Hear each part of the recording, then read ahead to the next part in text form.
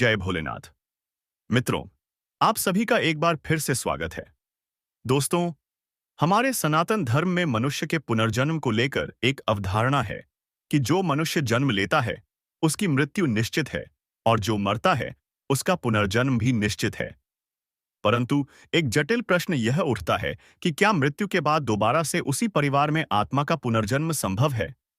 क्या आत्मा अपने ही कुल में दोबारा से जन्म लेकर अपने अधूरे कर्मों को पूरा करती है? क्या कोई आत्मा अपने पाप या पुण्य के कारण अपने ही वंश में वापस लौट सकती है? मित्रों, इस प्रकार के प्रश्न आपके भी मन में अवश्य उठते होंगे। आज हम आपके इन सभी प्रश्नों का उत्तर एक अद्भुत कथा के माध्यम से देने जा रहे हैं, जिसे स्वयं भगवान शिव जी ने देवर्षि नारद जी को सुनाई थी। मित्रों, इस रहस्यमय कथा को प्रारंभ करने से पहले आप सभी से निवेदन है कि इसे पूरा सुनें। जो भी मनुष्य इस कथा को एक बार सुन लेता है, उसके कोटि-कोटि पापों का नाश हो जाता है और उस पर सदैव ईश्वर की कृपा दृष्टि बनी रहती है। तो चलिए इस दिव्य कथा को प्रारंभ करते हैं। मित्रों, एक बार की बात है, देवर्षि नारद जी आकाश लोक में विचरण कर रहे थे। तभी उन्होंने देखा कि धरती लोक पर एक परिवार अपने मृत परिजन के जाने के शोक में जोर-जोर से विलाप कर रहा था और अपने मृत परिजन के वापस आने के लिए हाथ जोड़कर भगवान से प्रार्थना कर रहा था। जब यह हृदय विदारक दृश्य नारद जी ने आकाश लोक से देखा, तो उनका मन व्याकुल हो उठा और उनके मन में एक साथ कई प्रश्न उठने लगे और वह इन प्रश्नों का उत्तर जानने के लिए कैलाश पर्वत पर जा पहुंचे। कैलाश पर्वत पर पहुंचकर नारद जी ने भगवान शिव जी को प्रणाम किया। नारद जी को अपने सम्मुख देखकर शिव जी बहुत प्रसन्न हुए और नारद जी का अभिवादन करते हुए कहा, हे नारायण भक्त, आपका स्वागत है। कहिए, आज किस प्रयोजन से आपका आना हुआ? अवश्य ही आप कोई सुखद समाचार लेकर आए होंगे। तभी नारद जी बोले, हे त्रिपुरारी, हे त्रिनेत्रधारी, आप तो अंतर्यामी हैं। आपको मेरे आने का प्रयोजन तो पहले से ही पता होगा। फिर भी आप मेरे मुख से आने का प्रयोजन सुनना चाहते हैं तो ठीक है। मैं यहाँ आने का प्रयोजन आपको बताता हूँ। हे प्रभु, मैं तो आपके पास अपने प्रश्नों का उत्तर जानने के लिए आया हूँ। कृपया आप मेरे प्रश्नों का उत्तर देकर मेरे मन में उठ रहे संशय को दूर कीजिए। नारद जी की यह बात सुनकर भगवान शिव जी ने गंभीर स्वर में कहा, हे मुनि श्रेष्ठ, ऐसा कौन सा प्रश्न है जो आपके जैसे ब्रह्मज्ञानी पुरुष को व्याकुल कर रहा है? कृपया आप मुझे उस प्रश्न को निस्संकोच होकर बताइए। मैं अवश्य ही आपके प्रश्नों का उत्तर दूंगा। तभी देवर्षि नारद जी प्रश्न पूछते हुए कहते हैं, हे प्रभु, मनुष्य का जन्म होता है, उसकी मृत्यु होती है और उसके बाद उसका पुनर्जन्म होता है। यह अटल सत्य है। परंतु मेरा प्रश्न यह है कि क्या मृत्यु के बाद आत्मा का दोबारा से उसी परिवार में पुनर्जन्म संभव है? क्या आत्मा अपने ही कुल में दोबारा से जन्म लेकर अपने अधूरे कर्मों को पूरा करती है? नारद जी का यह प्रश्न सुनकर भगवान शिव जी मंद मुस्कान के साथ बोले, हे ब्रह्मानंदन, आज आपने एक अत्यंत ही गढ़ प्रश्न पूछा है। इस प्रश्न के उत्तर में समस्त मानव जाति का कल्याण छिपा हुआ है। हे देवर्षि, आज मैं आपको एक कथा सुनाने जा रहा हूं, जो द्वापर युग के महाभारत काल से जुड़ी हुई है। मित्रों, कथा प्रारंभ करते हुए भगवान शिव जी कहते हैं, हे देवर्षि, महाभारत का युद्ध समाप्त हो चुका था। धर्मराज युधिष्ठिर ने हस्तिनापुर राज्य का शासन संभाल लिया था। पांडवों ने अपनी संपूर्ण शक्ति से राज्य को धर्म के मार्ग पर चलाने का प्रयास किया, किंतु उनके मन में अब भी कई आध्यात्मिक प्रश्न थे, जो उनके मन को व्याकुल कर रहे थे। युद्ध के दौरान पांडवों ने अपने परिवार के कई सदस्यों को खो दिया था। यह सब देखकर युधिष्ठिर के मन में एक गहरी जिज्ञासा उत्पन्न हुई। एक दिन वे अपने भाइयों के साथ महर्षि वेदव्यास के आश्रम में जा पहुंचे। आश्रम पहुंचकर पांचों पांडवों ने सौनों से महर्षि वेदव्यास को प्रणाम किया और उनके सम्मुख बैठ गए। महर्षि वेदव्यास ने पांडवों का अभिवादन किया और आने का कारण पूछा। तभी धर्मराज युधिष्ठिर ने अपने मन की व्यथा प्रकट करते हुए कहा, हे गुरुदेव, आपने हमें धर्म, कर्म और पुनर्जन्म के गढ़ रहस्यों के बारे में बताया है, किंतु अभी भी एक प्रश्न मेरे मन को विचलित कर रहा है। युधिष्ठिर की यह बात सुनकर महर्षि वेदव्यास जी ने युधिष्ठिर से पूछा, हे वत्स, ऐसा कौन सा प्रश्न है जो आपके जैसे धर्मात्मा को व्याकुल कर रहा है? तभी युधिष्ठिर ने प्रश्न पूछते हुए कहा, हे गुरुदेव, महाभारत के युद्ध में जितने भी परिजन मारे गए हैं, क्या उनका दोबारा से उसी परिवार में पुनर्जन्म संभव है? क्या कोई आत्मा अपने ही वंश में बार बार जन्म ले सकती है? मित्रों, युधिष्ठिर का यह प्रश्न सुनकर महर्षि वेदव्यास ने गहरी दृष्टि से युधिष्ठिर की ओर देखा। वे जानते थे कि युधिष्ठिर कोई साधारण मनुष्य नहीं थे। वे स्वयं धर्मराज के अंश थे, जिनका हृदय सदा सत्य की खोज में लगा रहता है। उन्होंने कुछ क्षण के लिए ध्यान लगाया, फिर अपनी आंखें खोलते हुए गंभीर स्वर में युधिष्ठिर से बोले, हे धर्मराज, यह प्रश्न जितना सरल लगता है, उतना ही जटिल और रहस्यमय है। पुनर्जन्म का नियम एक अटल है, परंतु कभी-कभी किसी विशेष परिस्थिति के कारण आत्मा अपने परिवार में बार-बार जन्म लेती है। यह तब होता है जब उसके अधूरे कर्म उसी परिवार से जुड़े होते हैं, या फिर उसने अपने पूर्व जन्म में कोई विषय संकल्प प्राप्त किया होता है। महर्षि वेदव्यास की यह बातें पांचों पांडव ध्यानपूर्वक सुन रहे थे। फिर महर्षि वेदव्यास आगे बोले, हे धर्मराज, मनुष्य के पुनर्जन्म के 3 कारण होते हैं। पहला, संचित कर्म। यह वह संग्रहित कर्म है जो आत्मा ने अपने पिछले अनेक जन्मों में किए हैं और जिनका फल अभी तक नहीं मिला है। यह कर्म एक बीज की तरह आत्मा के साथ रहते हैं और समय आने पर फल देते हैं। दूसरा है प्रारब्ध कर्म। यह वह कर्म है जो इस जन्म में फल देने के लिए सक्रिय हो चुके हैं। इन्हें टाला नहीं जा सकता। इन्हें प्रत्येक मनुष्य को भोगना ही पड़ता है, चाहे वह सुख हो या दुख हो। आपका जन्म किस परिवार में होगा, आपकी योनि कौन सी होगी, यह सब प्रारब्ध कर्म के अधीन है। तीसरा, अनुबंध कर्म। यदि किसी आत्मा का किसी कुल या परिवार से गहरा संबंध हो, तो वह आत्मा दोबारा से उस परिवार में जन्म ले सकती है। यह संबंध प्रेम, घृणा, पाप या पुण्य किसी भी रूप में हो सकता है। युधिष्ठिर ने आगे प्रश्न किया, हे गुरुदेव, क्या कोई ऐसा साक्ष्य है जिससे यह सिद्ध हो सके कि मृत्यु के बाद आत्मा अपने ही कुल में जन्म लेती है? धर्मराज युधिष्ठिर का यह प्रश्न सुनकर महर्षि वेदव्यास मुस्कुराए और बोले, हाँ, मैं तुम्हें एक ऐसी घटना सुनाने जा रहा हूं जो स्वयं भगवान श्री कृष्ण के समय में घटित हुई थी। यह कथा द्वारका के एक ब्राह्मण और राजा नृग की प्रतिज्ञा से जुड़ी हुई है। इसी कथा में पुनर्जन्म का एक रहस्यमय उदाहरण मिलता। मित्रों, यह सुनकर पांडवों की जिज्ञासा बढ़ गई और उन्होंने कथा सुनाने का आग्रह किया। फिर महर्षि वेदव्यास ने एक प्राचीन कथा सुनानी शुरू की और बोले, हे धर्मराज, महाभारत युद्ध के बाद जब भगवान श्री कृष्ण द्वारका नगरी में अपने स्वर्णिम सिंहासन पर विराजमान थे, तभी उनके पास एक ब्राह्मण आया। वह अत्यंत व्यथित था और भगवान श्री कृष्ण के सम्मुख जाकर उनके चरण पकड़कर जोर जोर से विलाप करने लगा। ब्राह्मण को विलाप करते हुए देख भगवान श्री कृष्ण ने उससे पूछा, हे ब्राह्मण देव, आप इस प्रकार से विलाप क्यों कर रहे हैं? यह सुनकर ब्राह्मण ने अपनी व्यथा सुनाते हुए कहा, हे प्रभु, मेरी जितनी भी संतानें जन्म लेती हैं, वे सभी जन्म लेते ही मृत्यु को प्राप्त हो जाती हैं। यह घटना मेरे साथ बार बार घटित हो रही। कृपया आप मुझे इस दुख से बाहर निकालिए। हे प्रभु, मैंने ऐसा कौन सा पाप किया है जिसका फल मुझे इस जन्म में भोगना पड़ रहा है? मैंने सभी प्रकार के अनुष्ठान किए, उसके बाद भी मुझे कोई समाधान नहीं मिला। इसलिए अंत में मैं आपकी शरण में आ गया। अब आप ही मेरा पहले उद्धार कीजिए।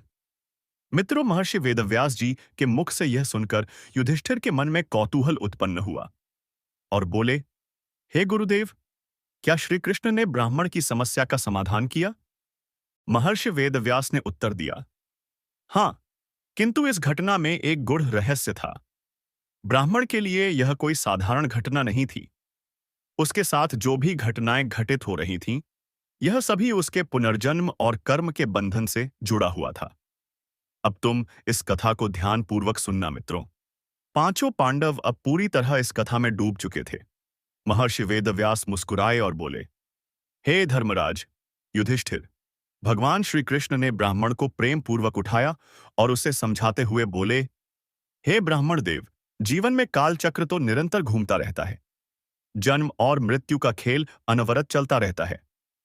उसके बाद ब्राह्मण ने अपने आंसू पोंछे और कांपते हुए स्वर में विस्तार से सारी बातें बताते हुए बोला, हे प्रभु, अभी तक मेरे जितने भी पुत्र जन्मे वे सभी जन्म लेते ही मृत्यु को प्राप्त हो गए। यह मेरे साथ 5वीं बार हो चुका है। मैं एक पिता हूं जिसने अपने पुत्र को जन्म लेते ही अपनी गोद में निर्जीव पाया।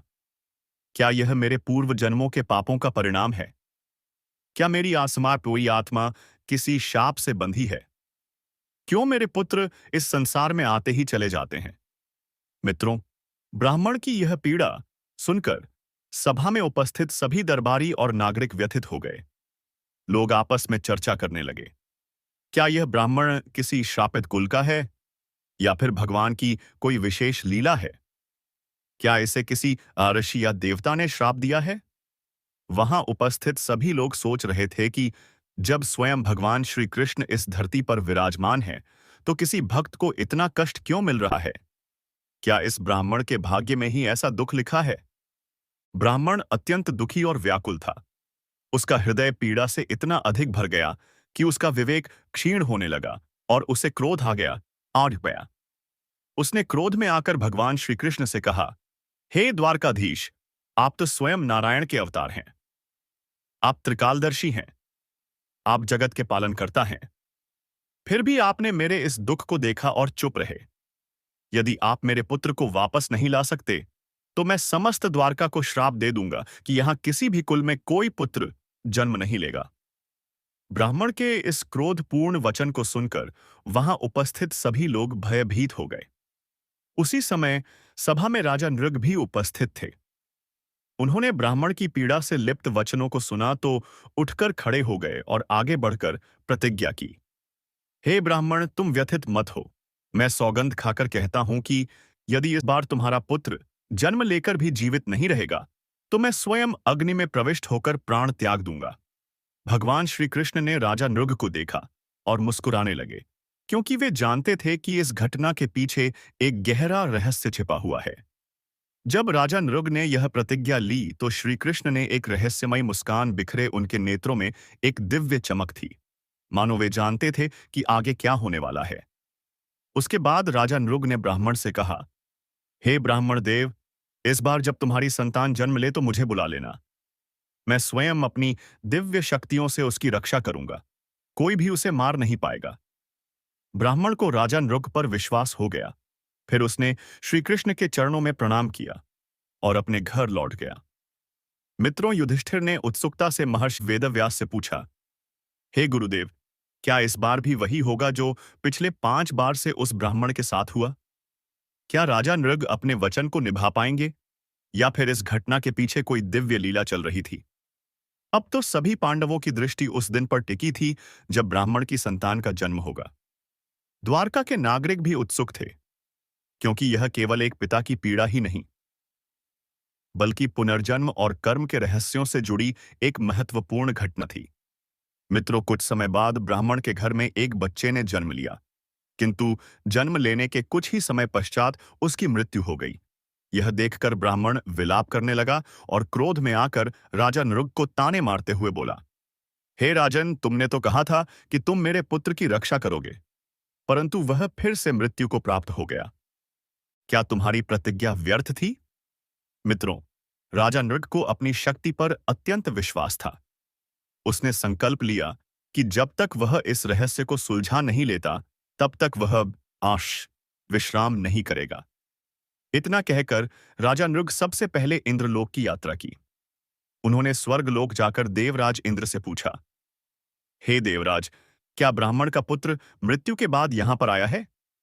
इंद्र ने उत्तर दिया, नहीं वत्स, यह रहस्य तुम्हारी कल्पना से भी परे है। यह कोई साधारण घटना नहीं है, बल्कि पुनर्जन्म और कर्म का गढ़ रहस्य है। तुम्हें इसे समझने के लिए और गहरे जाना होगा। इंद्र के संकेत को समझते हुए राजा नृग ने अगला कदम उठाया और वे ब्रह्मलोक गए, फिर कुबेर लोक और अंत में यमलोक की ओर प्रस्थान किया। राजा नृग ने अपने दिव्य रथ से यमलोक का द्वार पार किया। वहां उन्होंने यमराज को देखा, जो अपने सिंहासन पर विराजमान थे, और उनके बगल में चित्रगुप्त जी बैठे हुए थे, जो मनुष्य के मृत्यु का लेखा जोखा यमराज के सामने प्रस्तुत कर रहे थे। यमराज उन मृत आत्माओं को उनके कर्मों के अनुसार सजा दे रहे थे। यमराज की उपस्थिति अत्यंत प्रभावशाली थी। उनका स्वर गंभीर और गूढ़ था। यमराज ने जब राजा नृग को देखा तो गंभीर स्वर में बोले, हे राजन, यमलोक में क्यों आए हो? तुम तो अभी तक मृत्यु के योग्य भी नहीं हुए। राजा नृग ने हाथ जोड़कर यमराज को प्रणाम करते हुए कहा, हे धर्मराज, मैं द्वारका के एक ब्राह्मण की संतान को खोजने आया हूं। मैंने उसे बचाने की प्रतिज्ञा ली थी, किंतु वह जन्म लेते ही मृत्यु को प्राप्त हो गया। मैं जानना चाहता हूं कि आखिर उस ब्राह्मण के साथ ऐसी घटना क्यों घटित हो रही है। राजा नृग की बात सुनकर यमराज एक क्षण के लिए मौन हो गए। फिर बोले, हे राजन, यह कोई साधारण संतान नहीं है। इसका रहस्य तुम्हारे और भगवान श्री कृष्ण के काल से भी बहुत पुराना है। यह आत्मा एक श्राप के कारण अपने ही परिवार में बार बार जन्म ले रही है। मित्रों, यह सुनकर राजा नृग आश्चर्यचकित हो गए और उन्होंने पूछा, हे धर्मराज, कृपया स्पष्ट कीजिए, यह आत्मा कौन थी और इसे श्राप क्यों मिला? यमराज ने अपने दिव्य दृष्टि से उस आत्मा के पूर्व जन्मों को देखा और बोले, हे राजन, यह आत्मा पहले एक महान योद्धा थी, जो द्वापर युग से पहले त्रेता युग में भी जन्मी थी। यह राजा नल के पुत्र के रूप में जन्मी थी, परंतु अपने अहंकार और अन्याय के कारण इसे एक ब्राह्मण के कठोर श्राप के कारण बार बार मृत्यु का दंड मिला। राजा अनुरग आश्चर्यचकित हो गए और पूछा, हे धर्मराज, तो क्या यह आत्मा अपने ही कर्मों के कारण हर जन्म में इसी परिवार में जन्म लेती रहेगी और मृत्यु को प्राप्त होगी? यमराज ने उत्तर दिया, हाँ, क्योंकि इस आत्मा ने एक समय में एक निर्दोष ब्राह्मण के पुत्र को मारा था। उसी ब्राह्मण ने इसे श्राप दिया था कि यह हर जन्म में अपने ही कुल में जन्म लेगा और जन्म लेते ही मृत्यु को प्राप्त करेगा। जब तक कोई महान योद्धा और दिव्य पुरुष इसे इस चक्र से मुक्त नहीं कराएगा, तब तक इसका यह चक्र चलता रहेगा। राजा नृग को अब इस रहस्य का आभास हो गया था। फिर उन्होंने धर्मराज के सामने हाथ जोड़ते हुए कहा, हे दंडधारक, यदि यह आत्मा एक श्राप के कारण इस चक्र में फंसी है तो इसे मुक्ति कैसे मिलेगी? कृपया आप इसकी मुक्ति का मार्ग बताएं। यमराज ने इस प्रश्न का उत्तर देते हुए कहा, हे राजन, इस आत्मा को इसके काल चक्र से केवल भगवान श्री कृष्ण ही मुक्त कर सकते हैं, क्योंकि वे स्वयं नारायण हैं। वे ही इस आत्मा के प्रारब्ध को बदल सकते हैं। यदि वे चाहे तो इसे मोक्ष मिल सकता है। यमराज के मुख से यह बात सुनकर राजा नृग वापस द्वारका नगरी आ गए और भगवान श्री कृष्ण के सम्मुख जाकर सारा वृतांत सुना दिया। राजा नृग की बात सुनकर भगवान श्री कृष्ण मुस्कुराए और बोले, हे राजन, यह आत्मा अपने ही कर्मों में उलझी हुई थी, परंतु अब इसका समय आ गया है कि इसे मोक्ष प्राप्त हो। फिर श्री कृष्ण ने अपने दिव्य सुदर्शन चक्र से उस आत्मा के बंधनों को काट दिया और उसे पुनर्जन्म के बंधनों से सदैव के लिए मुक्त कर दिया। उसके बाद भगवान श्री कृष्ण बोले, हे राजन, तुमने इस आत्मा को मुक्त कराने में एक महत्वपूर्ण भूमिका निभाई है। इतना कहकर उन्होंने ब्राह्मण के पुत्र को वापस जीवित कर दिया और उसे सौंप दिया। जब ब्राह्मण ने अपने पुत्र को जीवित देखा तो वह आश्चर्य और हर्ष से भर उठा। उसने श्री कृष्ण और राजा नृग को धन्यवाद दिया और प्रसन्नता से अपने घर चला गया। मित्रों, इस कथा को सुनने के बाद पांडव समझ गए कि कर्म, पुनर्जन्म और श्राप का रहस्य कितना गहरा है। यह केवल एक जीवन का खेल नहीं था, बल्कि आत्मा की यात्रा थी, जो तब तक चलत रहती है जब तक वह अपने कर्मों से मुक्त नहीं हो जाती। आगे महर्षि वेदव्यास युधिष्ठिर से कहते हैं, हे युधिष्ठिर, आत्मा अपने कर्मों के अनुसार जन्म लेती है, किंतु जब कोई सत्य और धर्म के मार्ग पर चलता है तो उसे मोक्ष की प्राप्ति होती है। सत्य और धर्म ही आत्मा की मुक्ति का मार्ग है। यह घटना इस बात को सिद्ध करती है कि पुनर्जन्म सत्य है। यदि किसी के कर्म उसके परिवार या कुल से जुड़े होते हैं तो आत्मा बार बार वही जन्म ले सकती है जब तक कि वह मुक्त ना हो जाए। यही कारण है कि कुछ लोग अपने पिछले जन्म की स्मृतियां रखते हैं। युधिष्ठिर ने सिर झुकाकर कहा, हे गुरुदेव, अब मेरी शंका का समाधान हो गया। पुनर्जन्म का रहस्य अद्भुत और गढ़ है, किंतु धर्म ही इसका एकमात्र समाधान है। इतना कहकर सभी पांडव महर्षि वेदव्यास को प्रणाम करते हैं और हस्तिनापुर वापस लौट जाते हैं। मित्रों, देवर्षि नारद जी से आगे भगवान शिव जी कहते हैं, हे ब्रह्मानंदन, यदि मनुष्य के कर्म किसी परिवार या कुल के प्रति विशेष रूप से बंधे होते हैं, तो पुनर्जन्म उसी परिवार में संभव हो सकता है। यह रहस्य केवल ईश्वर ही जानते हैं कि कौन कब और कहां जन्म लेगा। मृत्यु के बाद जब आत्मा का किसी नए शरीर में प्रवेश होता है, तो इसे पुनर्जन्म कहते हैं। मनुष्य का पुनर्जन्म कब और कैसे होता है, यह कई तत्वों पर निर्भर करता है। पहला कारण है मनुष्य का कर्म प्रभाव, अर्थात कर्मों के अनुसार ही आत्मा की गति होती है। जो भी जीव दोबारा से जन्म लेता है, वह अपने पूर्व जन्मों के कर्मों के कारण इस संसार में आता है। मृत्यु के समय मनुष्य को परमात्मा का स्मरण करना चाहिए। इस संदर्भ में तीनों लोकों के स्वामी भगवान श्री कृष्ण कहते हैं, यम यम वापिस स्मरण भावम तजतते कलेवरम तम तमेवती कौनते सदा तद्भाव भावितः। इसका मतलब है, व्यक्ति मृत्यु के समय जिस भाव चिंतन में होता है, वही उसके अगले जन्म को निर्धारित करता है। यदि कोई मनुष्य मृत्यु के समय भगवान का स्मरण करते हुए अपने प्राण त्यागता है, तो उसे मोक्ष प्राप्त होता है। और यदि कोई मनुष्य सांसारिक इच्छाओं, क्रोध, मोह या वासनाओं में डूबा रहता है, तो वह उन्हीं भावनाओं के अनुसार पुनर्जन्म लेता है। हे देवर्षि, अजामिल नाम का से एक पापी ब्राह्मण, जो मृत्यु के समय नारायण नारायण शब्द बोलकर भगवान के धाम चला गया। और भरत मुनि, जिन्होंने एक हिरण के प्रति अत्यधिक लगाव रखा, तो उन्हें अगले जन्म में हिरण का शरीर मिला। मनुष्य को अपने कर्म को सुधारने और मोक्ष प्राप्त करने के लिए मनुष्य योनि में अवसर मिलता है। यह तीनों योनियों में सबसे श्रेष्ठ योनि मानी जाती है। यदि मनुष्य के कर्म अच्छे और प्रभावशाली होते हैं, तो उसे मृत्यु के तुरंत बाद नया जन्म मिल जाता है। जिस प्रकार बालक ध्रुव ने मृत्यु के बाद तुरंत वैकुंठ लोक प्राप्त किया था। यदि परमात्मा को व्यक्ति के कर्मों का हिसाब किताब करना होता है, तो उसकी आत्मा को यमलोक या चंद्रलोक में रखा जाता है। यह प्रक्रिया 13 दिन से लेकर 1 वर्ष तक चलती है। जिन मनुष्यों के पाप कर्म अत्यधिक होते हैं, उनकी आत्मा को नरक में भेजा जाता है और अनेकों वर्षों तक उन्हें नरक की यातनाओं को सहना पड़ता है। उसके बाद उन्हें नीच योनि में जन्म मिलता है। यदि मनुष्य पुनर्जन्म से मुक्ति पाना चाहता है, तो उसे भक्ति योग, ज्ञान योग और कर्म योग करना चाहिए। क्योंकि मनुष्य का पुनर्जन्म और एक ही परिवार में बार बार जन्म उसके कर्मों के आधार पर होता है। मनुष्य के मृत्यु के समय की मानसिक स्थिति अगला जन्म तय करती है। मनुष्य योनि में अच्छे कर्म करके व्यक्ति मोक्ष प्राप्त कर सकता है और अपने किए गए पापों का प्रायश्चित कर सकता है। इसके साथ ही साथ मनुष्य को सदैव ईश्वर की भक्ति करनी चाहिए और सत्कर्म के मार्ग पर चलना चाहिए। तभी उसे पुनर्जन्म के चक्र से मुक्ति मिल सकती है। इतना कहकर भगवान शिव जी अपनी वाणी को विराम देते हुए कहते हैं, हे देवर्षि, यह ज्ञान से परिपूर्ण जानकारी पाकर आपको आपके सभी प्रश्नों का उत्तर मिल गया होगा।